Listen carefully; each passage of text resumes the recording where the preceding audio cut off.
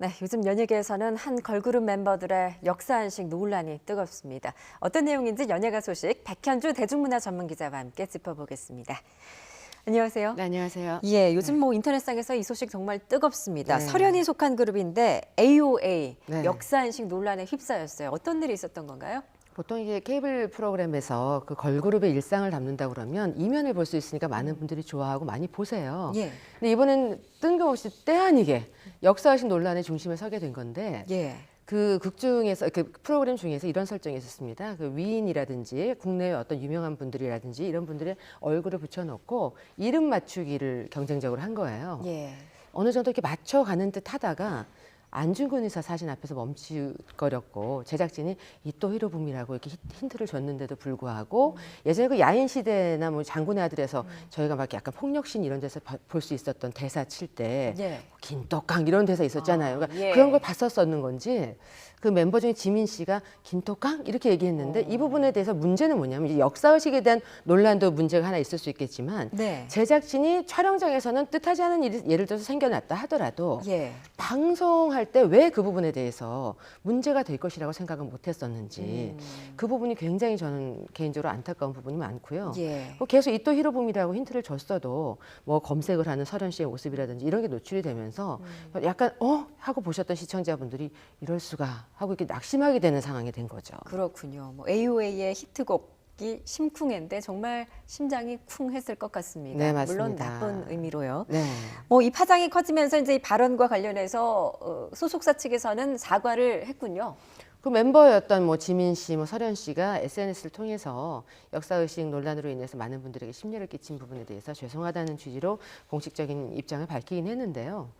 이분들만 가지고서 비난을 해야만 하는 것인지 사실 지금 K-팝 시대다, 뭐 한류 전성 시대다 그래서 참 어린 나이에도 외교 사절처럼 어깨가 무겁게 해외 활동을 하는 그런 아티스트가 많습니다.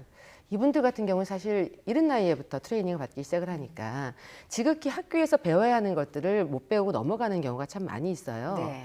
그래서 선배들을 자주 만나서 얘기를 해야 된다는 게 뭐냐면 사실 한류 스타인 이영애 씨라든지 지금 활동 한참 하고 있는 송중기 씨라든지 송혜교 씨라든지 역사의식을 굉장히 투철하게 가지고 있고 또 해외에 나가서 전도사 역할을 하는 것만큼 우리의 뿌리는 무엇인지에 대해서 어느 정도 공부를 스스로 자발적으로 또 많이 했던 부분들이 있거든요. 그러니까 예. 이번 일을 계기로 비난만 할 것이 아니라 오히려 아이돌 다른 멤버들도 다른 그룹들도 이참에 우리가 우리에 대해서도 좀 알고 갈 필요가 있겠다는 식으로 커리큘럼 같은 걸 좀 만들면 어떨까 하는 생각을 합니다. 사실상 이제 아이돌 그룹으로 데뷔를 하려면은 네. 사실 학교 수업을 거의 못 받고 연습생 활동을 하면서 이제 네. 교육을 못 받잖아요. 이런 뭐 제작사 측의 어떤 시스템 마련도 필요하다라는 말씀이시군요. 그렇죠. 기획사 차원에서도 너무 이른 나이에 오다 보니까 사실 예. 어렸을 때 저희가 짧은 위인전, 동화책 같은 걸 통해서도 이순신 장군이라든지 신사임당이라든지 저희가 접하기는 하잖아요. 근데 예. 그것조차도 환경상 안 되는 경우들이 덜어 있습니다. 부모님들이 맞벌이를 한다던가 하면은 가정에서 필수적으로 기본적으로 할 수 있는 교육들이 안 거쳐지는 상황들도 있기 때문에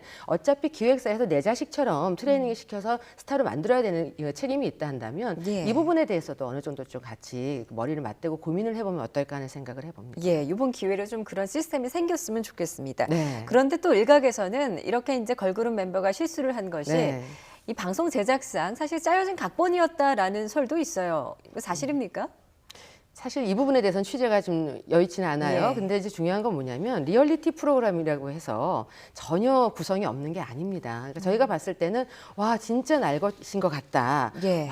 완전히 자고 일어나서 그냥 아무 의식이 없는 것 같다. 이렇게 여겨지더라도 어느 정도 기승전결에 대한 구성을 다 맞춰놓고 가기 때문에 네. 이 부분에 있어서도 사전에 디테일하게까지 서로 조율을 못했다 하더라도 어느 정도 구성에 대한 회의는 다 맞춰진 상태라고 봐야 된다는 거죠. 근데 아까 좀 전에 제가 말씀을 드렸지만 촬영 때 뭔가 문제시될 수 있는 게 있다라고 생각이 되면 한 사람만 제작을 하는 게 아니잖아요. 예. 1인 미디어가 아니었기 때문에 여러 사람이 봐서 문제가 될 것 같은 거는 좀 이렇게 걷어내는 것이 어땠을까. 예. 그러면 뭐 걷어내서 감추기보다는 차라리 맨 먼저 맞는 게 낫다고. 예. 이번에 좀 논란의 중심에 서서 당혹스럽기는 했겠으나 이번 예. 일을 계기로 우리나라 아이돌 그룹을 양성을 할 때 이 시스템에 문제가 있구나라고 좀 자성을 하고 예. 새롭게 거듭나는 계기로 좀 삼았으면 좋겠습니다. 예, 걸그룹의 이제 역사인식 부재도 문제지만 사실 네. 이걸 사전에 걸러내지 못한 방송국도 어느 정도는 책임이 네, 있다라는 맞습니다. 지적이십니다. 알겠습니다.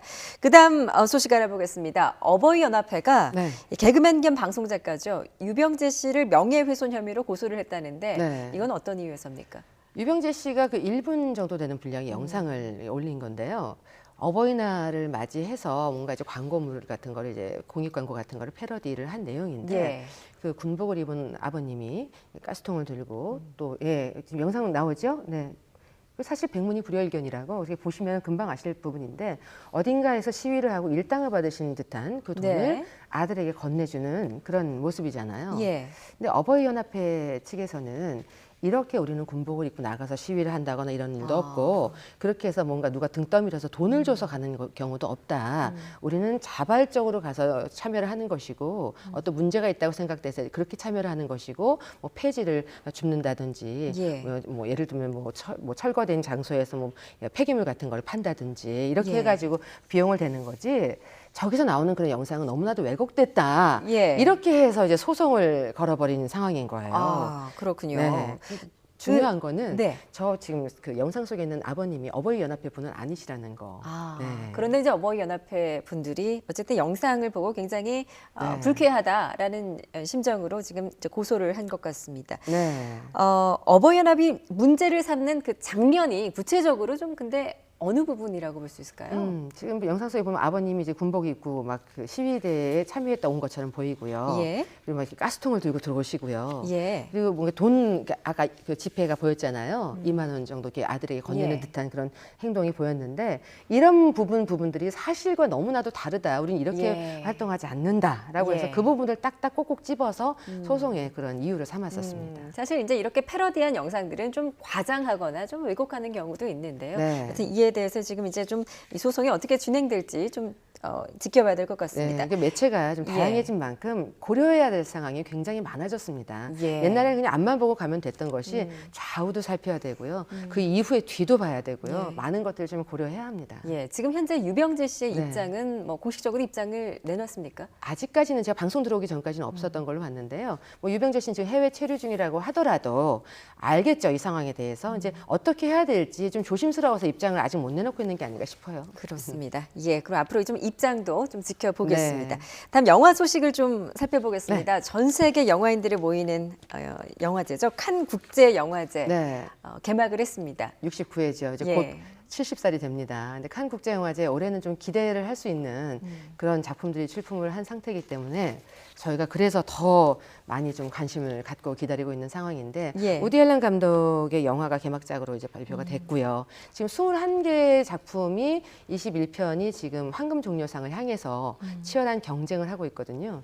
여기에 지금 우리나라 박찬욱 감독의 아가씨가 정말 4년 만에 임상수 감독의 도네마타고 예. 홍상수 감독의 다른 나라에서가 2012년에 갔다가 예. 쾌거를 거두지 못했잖아요. 물론 예. 상위 전부는 아니겠습니다만 4년간 너무나도 소식이 없다가 예. 아가씨가 이제 경쟁 부문에 초청이 돼서 갔다라고 하니까 많은 부분에서 좀 기대를 모으고 있는 이유가 또 뭐냐면 박찬욱 감독이 이미 칸하고 인연이 깊잖아요. 그렇죠. 올드보이로 그때 당시에 굉장히 또 큰 쾌거를 네, 2004년이었죠. 2004년이었죠. 예. 심사위원 대상 받았었고 2009년에는 박쥐로 심사위원상을 받았었고요.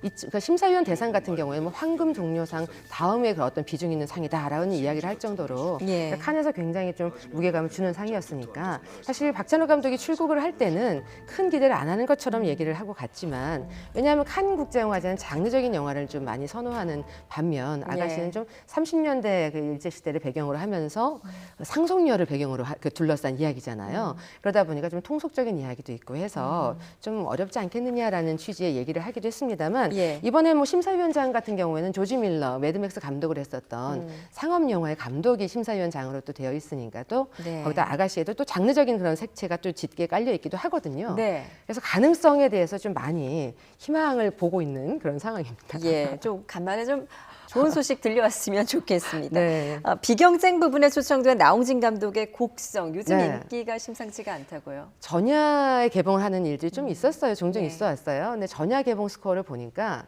17만 관객을 넘어선 거예요. 매출 점유율을 보니까는 53%가 넘어갔더라 이런 기록이 있는데 변호인도 그때 전야 개봉했을 때 11만 관객을 넘어섰었고 예.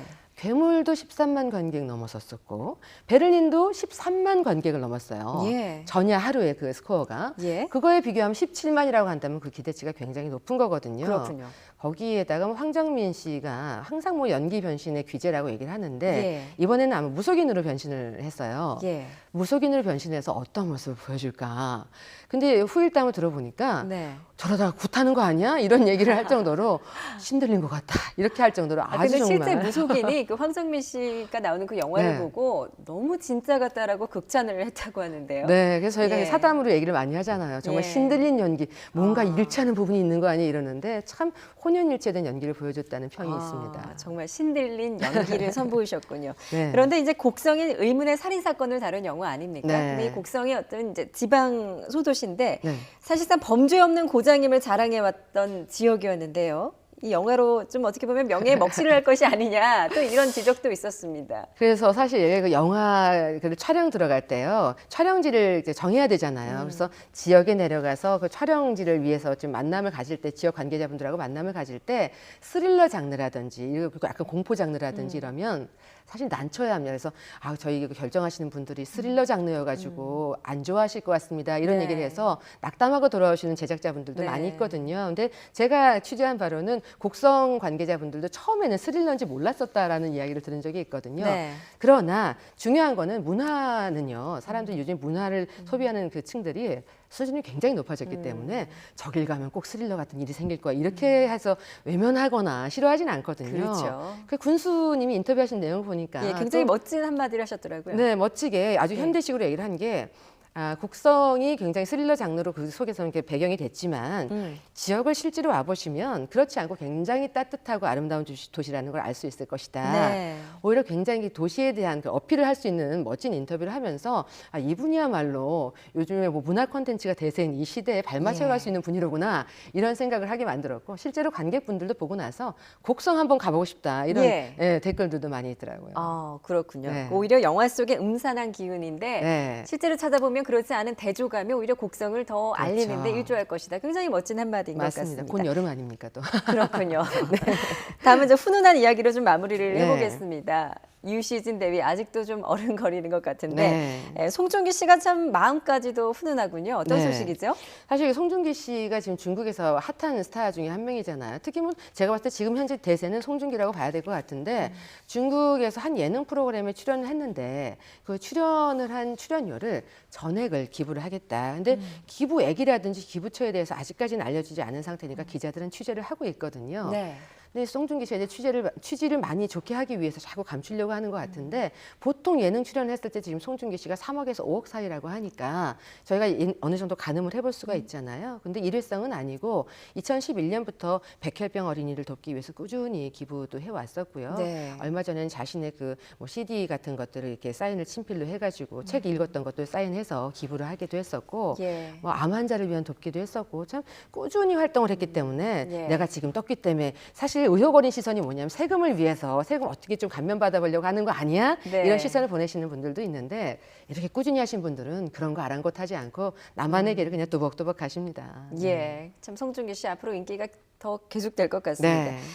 슈퍼스타 K 이제 6의 우승자로 알려진 가수 곽진원 씨도 네. 좀 뒤늦게 이 기부 또 소식이 알려졌군요. 네, 그때 상금이 한 3억 정도였는데요. 예. 세금 이런 거 저런 거 다 제외하고서 2억 원이 있었는데 어머니가 강원도 쪽에서 그 어린이 공부방 같은 거 운영을 하고 있는데 어머니가 제안을 했던 것을 받아들인 효자인 거죠. 그래서 예. 강원도 쪽에 그 사회복지 공동모금인가요? 그쪽에다가 다 전액을 기부한 사실이 뒤늦게 알려지면서 참 바른 청년이다. 이걸로 경제 활동이 단절이 아니라 앞으로 이제 시작이잖아요. 예. 시작을 하는 지점에서 좋은 일로 시작을 했기 때문에 복을 많이 받지 않을까 싶어요. 예, 곽진원 씨의 또 새 음반이나 이런 소식도 좀 들려왔으면 좋겠습니다. 네. 지금까지 백현주 대중문화 전문기자였습니다. 잘 들었습니다. 고맙습니다.